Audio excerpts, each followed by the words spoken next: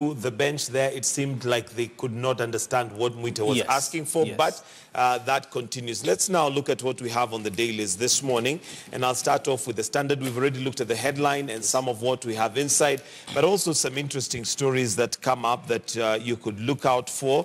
And there is one on page 4, and this is to do with one Cyrus Jirongo, who apparently was declared bankrupt. Certainly so. Cyrus Jirongo, Page 4. He could aptly be declared as a man for all seasons. We remember this is a man who has been on the Kenyan political landscape for right or wrong reasons. During the Youth for KANU 1992, he teamed up with, amongst others, the current deputy president and many others to campaign for the re-election of the president. Right. And then that time President it was, Moi. Right then.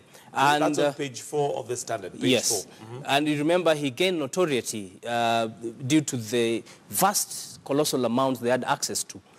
The then new 500 Kenyan shillings was actually named after him. But thereafter, seemingly, he took a loan. He had a guarantor. He took a loan, and he used the properties of the guarantor. And thereafter, he failed to pay that loan.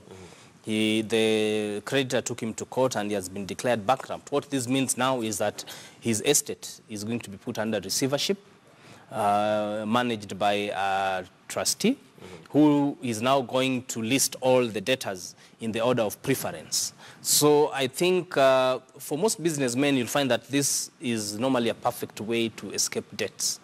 Because when your debts are being listed in order of preference, there is the issue of pro rata calculation of those debts, meaning that not all debts are going to be paid. There's going to be a timetable, and each one will have to take a ratio.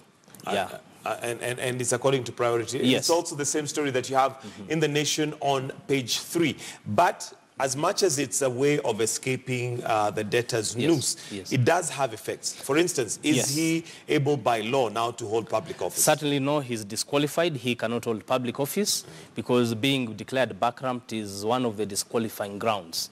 So I think that's a price to pay right now. If he wanted to contest in any office or hold any public office, he will be disqualified. Okay, what other punitive measures are there by law that possibly would bar him from anything else that he may want to do?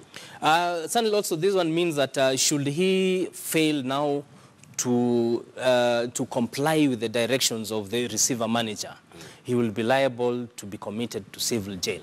Because right now he has to make declaration of all his properties. He has to give all the titles of his properties and make sure that they are put in a list of pro rata, prioritization. Yes, so that none of the debtors miss out. So I think it is, being that now elections are gone and dusted, I think it's a way of seeking time so that he redeems himself. Certainly by the time of the next election, the law allows that when you have